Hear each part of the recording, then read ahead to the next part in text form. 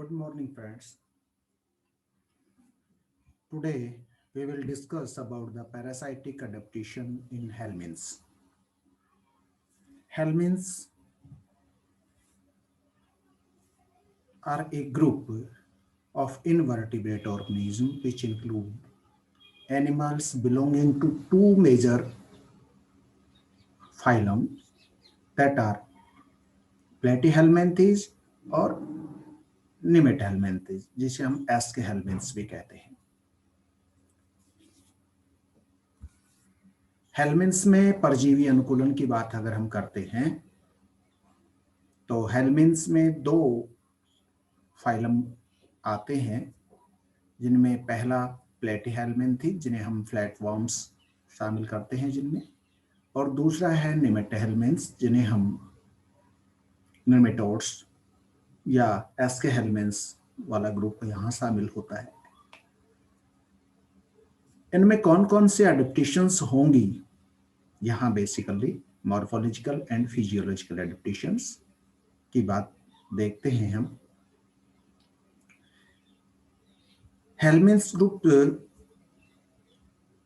अधिकांशतः हेलमिंथ्स ग्रुप में parasitic mode of life जो है वो देखने को मिलती है। तो वे अपने आप में इस प्रकार से अनुकूलित हो जाते हैं उस लाइफ के, उस जीवन के, कि वो उसके अकॉर्डिंगली अपना व्यवहार दर्शाने लगते हैं। पैरासाइट क्या होता है? ए parasite is those organisms which live at expense of other organisms and in return it cause injury or harm to the host. Parasite होते क्या हैं?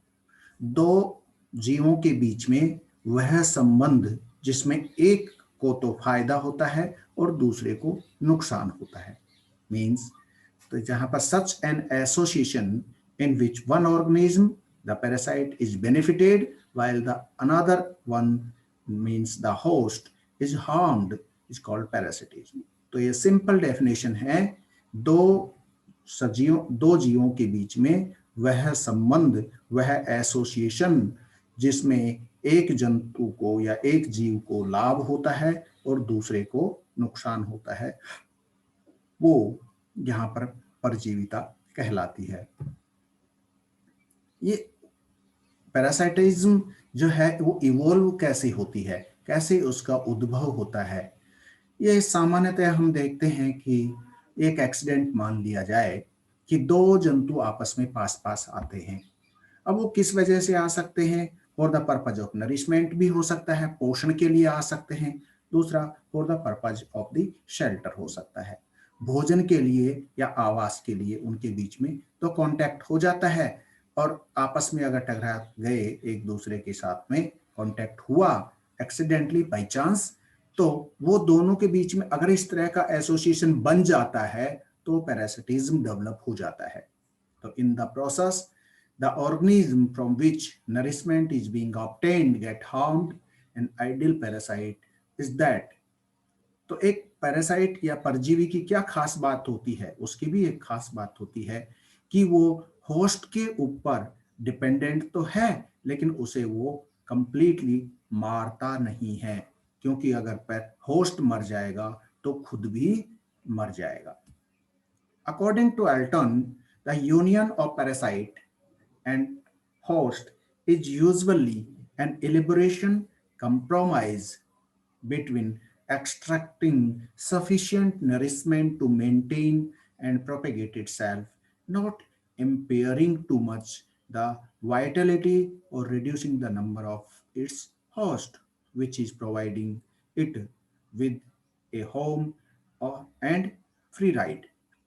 यह सामान्यतः इन्होंने जो बात कही कि भाई एकदम से वो नहीं मारता, इतना पर्याप्त पोषण ले लेता है जिससे वो भी जीवित रहे और होस्ट भी जीवित रहे। इस तरह का यहाँ पर एसोसिएशन देखने को मिलता है। पैरासाइटिक मोड ऑफ लाइफ अगर हम यहाँ देखें कि parasites have adapted themselves in such a way as to survive and adjust itself with the body environment of the host. Adaptation is a dynamic process of adjustment with new environment for establishment, self-regulation, self-preservation and race continuation। ये सब बातें यहाँ पर जो है देखने को मिलती हैं कि एक पैरासाइट किस तरह से अपने होस्ट के साथ में एसोसिएशन बनाए रखता है। जैसे fundamental characters of all living organism is omnipresent। Herbert Spencer defined adaptation, adaptation को डिफाइन किया है हर्बर्ट स्पेंसर ने कि continuous adjustment of internal reaction to external reaction, इसका नाम एडेप्टेशन है। सतत संबंध बनाए रखना आंतरिक और बाह्य रिएक्शन क्रियाओं के बीच में। The degree of adaptation exhibited by different type of parasites mainly depend upon their intimate relationship with their host. Endoparasites, which live within the body of their host for major or whole part of the life span, show highest degree of adaptation. These adaptations may be morphological, physiological or reproductive। तो हम यहाँ जो भी adaptations की बात करेंगे parasites में, जिसमें कि प्लेटीहेल्मिन्थेस और एस्केहेल्मिन्थेस को सम्मिलित करते हैं, उनमें हम मॉर्फोलॉजिकल एडेप्टेशंस की, फिजियोलॉजिकल और रिप्रोडक्टिव एडेप्टेशंस की बात करेंगे। मॉर्फोलॉजिकल एडेप्टेशंस में कुछ ऐसे कैरेक्टर्स होंगे जो डिजनरेट हो जाते हैं, कुछ ऐसे कैरेक्टर्स होंगे जो डेवलप हो जाते हैं। कहीं पर जब भी अडेप्टेशन होती है तो उस एनवायरनमेंट, होस्ट एनवायरनमेंट के अकॉर्डिंग ही वो सब चीजें डेवलप हो जाती हैं। हम यहाँ बात कर रहे हैं कि मॉर्फोलॉजिकल अडेप्टेशंस के बारे में। Several morphological adaptations have occurred in the body of helminth parasites in order to survive well in the body of their host। Host के अंदर या उसमें परपोषी के अंदर वो किस तरह से सरवाइव कर पाएंगे, वो जीवित किस तरह से रहेंगे, इसलिए उसमें कुछ अनुकूलन विकसित हो जाते हैं।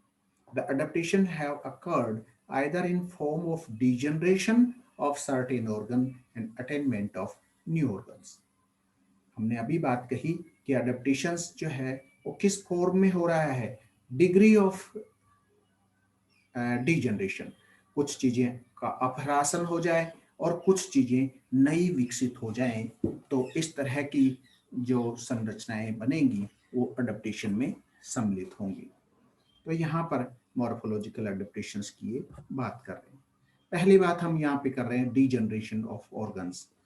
जो पैरासाइट्स हैं उनमें जो, क्योंकि एंडोपैरासाइट हैं या एक्टोपैरासाइट हैं जो टोटली होस्ट के ऊपर डिपेंडेंट है, तो कुछ ऑर्गन्स जो हैं वो डिजनरेट हो जाएंगे। In order to lead a parasite life,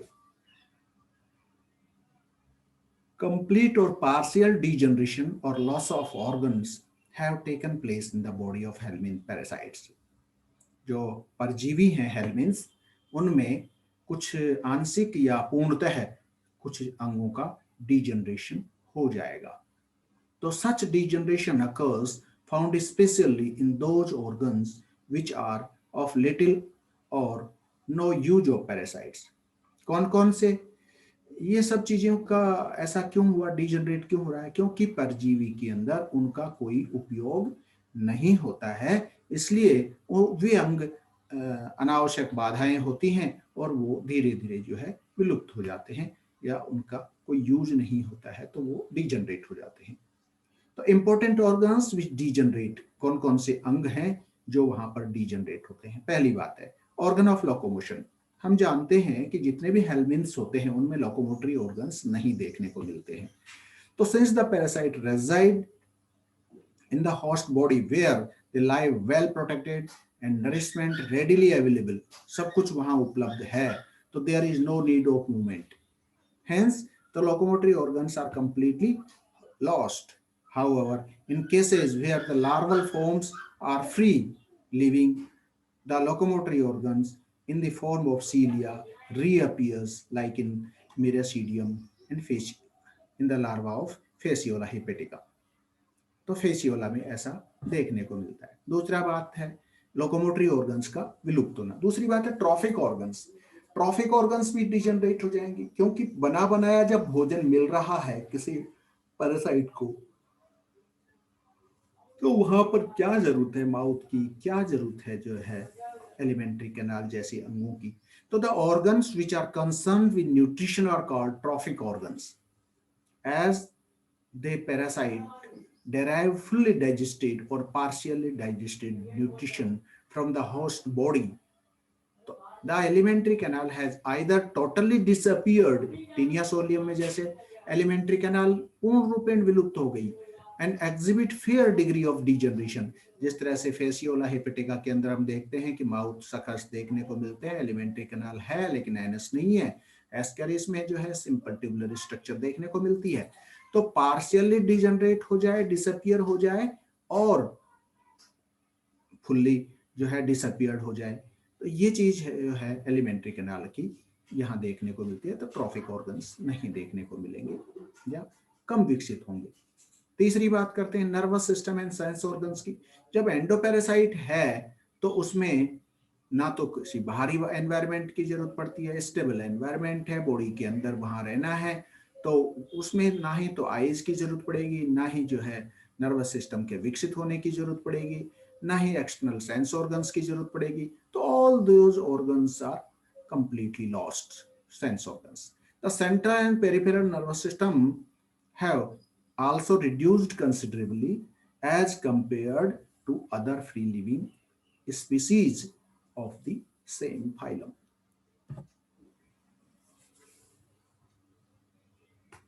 तो यहां पर ये दो तीन चीजों की बात हमने कही कि ये इनके ऑर्गन्स जो है डिजनरेट हो जाते हैं। कौन कौन से ऑर्गन? पहला लोकोमोटरी ऑर्गन है, दूसरा ट्रॉफिक ऑर्गन है, और तीसरा सेंस ऑर्गन है, संवेदी अंग है, जो कि नहीं देखने को मिलते हैं, कम विकसित होते हैं या विलुप्त हो जाते हैं। अब बात आती है न्यू ऑर्गन्स का डेवलपमेंट कैसे हो रहा है, उस होस्ट एनवायरनमेंट के अकॉर्डिंग नए ऑर्गन्स का पनपना कैसे हुआ, कैसे विकसित हुए। The helminth parasites are attained certain special structures which help in adjust well within the body of their host. These are कौन कौन सी चीजें हैं जो कि नई बनती हैं, नई विकसित होती हैं। पहली बात है shape of the body, body का आकार कैसा होगा। The shape of the body have becomes round or dorsoventrally flattened or ribbon-like, which enable them to fit in the space of host's body where they reside. तो shape ऐसी है कि वो host की बॉडी के अंदर वो अपने आप को फिट कर लेते हैं, तो उनका शेप इस तरह का हो जाता है। दूसरी बात है डेवलपमेंट ऑफ प्रोटेक्टिव कवरिंग। हम जानते हैं कि बॉडी के ऊपर जो पैरासाइट एंडोपैरासाइट हैं उनके ऊपर क्यूटिकल का या इंटेगुमेंट जो है वो देखने को मिलती है, क्यूटिकल का आवरण देखने को मिलता है, जो अपने आप को या इस पैरासाइट को होस्ट के डाइजेस्टिव एंजाइम्स या दूसरे जो एंटीटॉक्सिन्स हैं, एब्रेसिव एक्शन हैं, उन सब से बचाने का काम करती है। और ये जो क्यूटिकल होती है वो permeable to water and also help in absorption of food. Protective spines also have developed in the cuticle of several trematodes. तो ये चीजें यहाँ पर देखने को मिलेंगी। तो डेवलपमेंट ऑफ प्रोटेक्टिव कवरिंग, पहली बात हुई कि बॉडी की शेप कैसी होगी, तो या तो रिबन शेप हो गई या राउंडेड शेप हो गई या सिलेंड्रिकल स्फेरिकल सिलेंड्रिकल शेप हो गई। तो डोर्सोवेंट्रल राउंड और डोर्सोवेंट्रली फ्लैटेंड हो जाए, तो जो बॉडी होस्ट की बॉडी के अंदर आसानी से वहां पर फिट हो जाए। दूसरी बात है कि पैरासाइट की बॉडी के ऊपर प्रोटेक्टिव कवर हो, जो कि यहाँ पर जो इंटेगुमेंट देखने को मिलती है पैरासाइट की, उसके ऊपर lost epidermis and have develop a several layer thick protective covering of cuticle. Cuticle का आवरण देखने को मिलता है, जो किससे रेजिस्ट करता है, किससे प्रोटेक्ट करता है, डाइजेस्टिव एंजाइम से, एंटीटॉक्सिन से, एब्रेसिव एक्शन से, उन सब से जो है ये अपने आप को बचाने का काम करता है।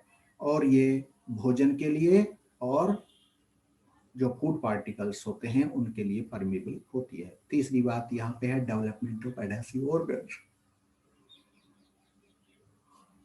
पैरासाइट्स के अंदर हुक्स देखने को मिल जाए, सकर्स देखने को मिल जाए, तो वो उसको क्या करेंगे, चिपकाने का काम करेंगे। तो endoparasites live in the environment where there is always the danger of being dislodged and swept away along with the host body fluid and peristalsis of the alimentary canal. Hence, there is always a demand of certain organs of attachment to keep the parasite in their respective position. The different form of adhesive organs found in helminth parasites are कौन कौन सी चीजें जो हैं वो देखने को मिलती हैं। नंबर 1 एसिटाबुलम जहां देखने को मिलता है, फेशियोला हिपेटिका के अंदर एसिटाबुलम जो है वो देखने को मिल रहा है। दूसरी बात है सकर्स देखने को मिलती हैं, टीनिया सोलियम में भी देखने को मिलते हैं, फेशियोला हिपेटिका के अंदर भी देखने को मिलते हैं, सकर्स यहाँ पर आपको देखने को मिलते हैं। तो suckers are the strong organs और attachment found both trematode as well as cestode. In Fasciola hepatica, there is two suckers, anterior suckers that's surrounding the mouth, and large ventral sucker दो वहां पर देखने को मिलते हैं। और इन टीनिया सोलियम में the four suckers on the scolex are present. तीसरी बात यहाँ पे हुक्स देखने को मिलते हैं। Anterior end of the body of cestodes and trematodes bears hooks and spines as organs of attachment. तीसरी बात यहाँ पे करते हैं निमेटोड्स में, एस्केरिस में जॉज देखने को मिलते हैं। तो chitinous jaws are present inside the mouth which help them to anchor with the wall gut. तीसरी चौथी बात, पांचवी बात आपको यहाँ पर ग्लैंड्स देखने को मिलते हैं। Secretory glands present near the mouth in certain helminths help them to tissues by secreting histolytic juices. तो इस तरह से ये ऑर्गन्स हैं जो यहाँ पर देखने को मिलते हैं, जो कि चिपकने के लिए काम में आते हैं, लटकने के लिए काम में आते हैं। अब बात हम करते, ये तो हुई यहाँ पर मॉर्फोलॉजिकल एडेप्टेशंस। अब हम बात करते हैं फिजियोलॉजिकल एडेप्टेशंस की। The helminths and endoparacites have live in the physiological environment of their host. According to they have the acquired certain physiological adaptations which enable them to survive comfortably. Some of the physiological adaptations exhibited by parasites are below. हमने कहा था कि आकारिकी या morphological adaptations देखने को मिलेंगी या physiological adaptations देखने को मिलेंगी, कार्य की अनुकूलताएं। तो कार्य की अनुकूलन में क्या है, जब जंतु मतलब होस्ट के अंदर कोई पैरासाइट रहेगा तो उसमें बहुत सारी फिजियोलॉजिकल एक्टिविटीज होंगी, तो उससे अपने आप को कैसे बचाएगा। पहली बात यहाँ पे हम करेंगे बात कि secretion of anti enzymes and mucus. तो एंटी एंजाइम और म्यूकस का सिक्रेशन हो जो कि अपने आप को, चाहे वो टीनिया सोलियम हो, एस्केरिस हो, लीवर फ्लूक हो, कोई भी हो, वो अपने आप को प्रोटेक्ट करते हैं। तो यहाँ पे कौन कौन से अडेप्टेशंस डेवलप हो जाते हैं to overcome the problems of the parasites, Taenia और इसकी। तो पहली बात है strong impermeable cuticle has developed around the parasite. पहली बात तो ये है पैरासाइट के चारों तरफ इम्परमेबल स्ट्रॉन्ग क्यूटिकल का डेवलपमेंट हो जाए। Parasite stimulates the host gut to secrete huge amount of mucus, वो उसको स्टिमुलेट करता है that surrounds the parasite and protect it from the digestive juices of the host. उसके चारों तरफ म्यूकस का एक आवरण बन जाएगा, तो जो पाचक एंजाइम निकलेंगे होस्ट के द्वारा, परपोषी के द्वारा, उनका उस के ऊपर कोई प्रभाव नहीं पड़ेगा। Most of the parasites produce anti enzymes. ज्यादातर पैरासाइट जो होते हैं वो एंटी एंजाइम्स प्रोड्यूस करते हैं विच protect them from the gastric juice and digestive enzymes of the host. It has been reported that the Lyme cells present in the body wall of the tapeworm neutralize the acidic effect of the gastric juice. ऐसा भी माना जाता है कि lime cell उपस्थित होते हैं किसी भी टेप वर्म की बॉडी वॉल के अंदर, वो क्या काम करती हैं, जो पाचन के में जो पाचक जूस होते हैं उसमें एसिडिक इफेक्ट होगा, उससे वो न्यूट्रलाइज कर देंगी। अब बात आती है कि development of anaerobic mode of respiration. हम जानते हैं कि जब किसी बॉडी के अंदर या होस्ट के अंदर कोई भी पैरासाइट रहेगा तो उसमें श्वसन की भी आवश्यकता पड़ती है। तो यहाँ पर एनारोबिक रेस्पिरेशन शुरू हो जाएगा। तो एडेप्टेशन हो गया कि in absence of oxygen they survive inside the host. So most of the helminths are endoparasites, especially those living inside the gut and of lumen. Live in oxygen deficient environment. At the same time, they possess very low metabolic rate, which required very little amount of oxygen. क्योंकि इनको चाहिए भी नहीं, metabolic rate लो होती है, क्योंकि पचा पचाया भोजन लेते हैं तो इनको पचाने की जरूरत नहीं पड़ती।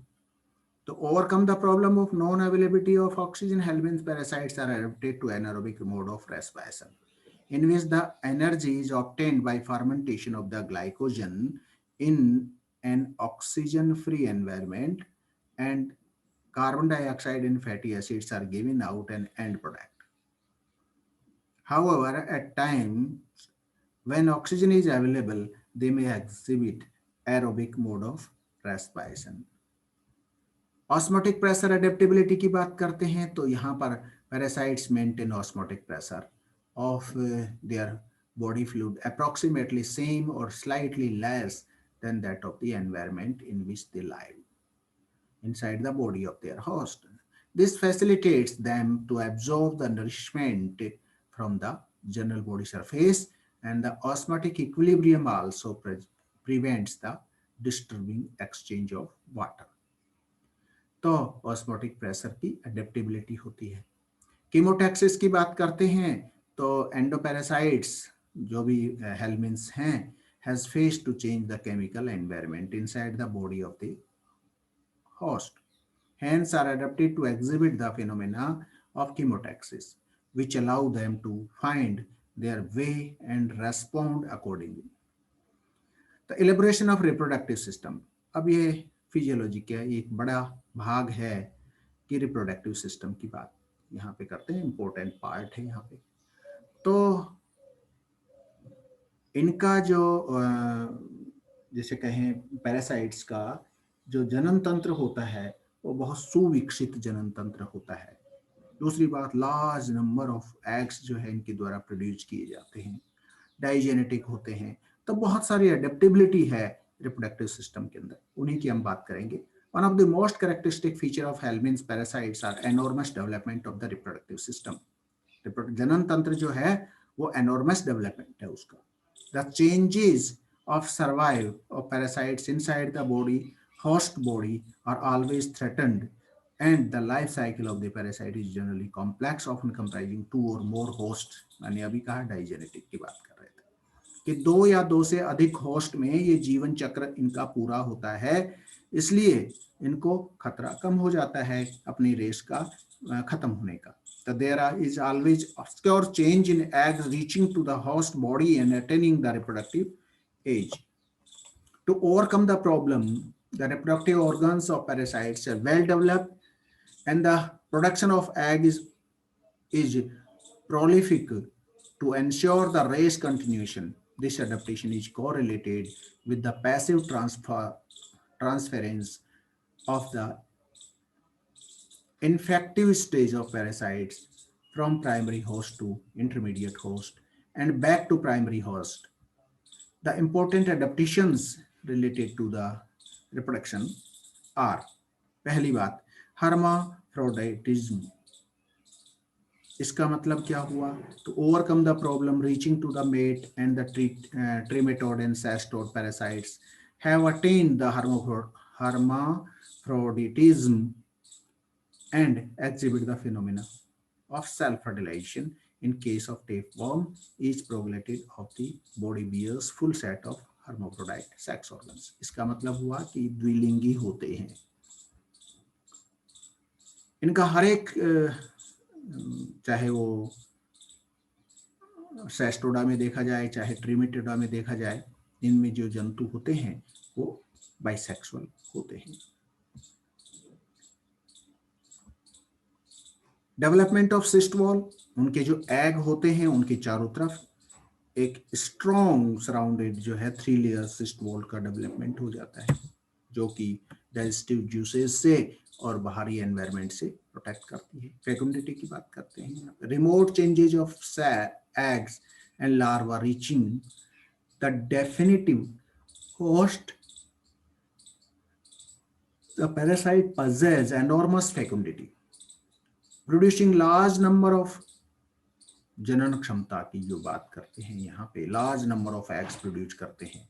Single gravid proglottid of Taenia solium contain 40,000 fertilized eggs.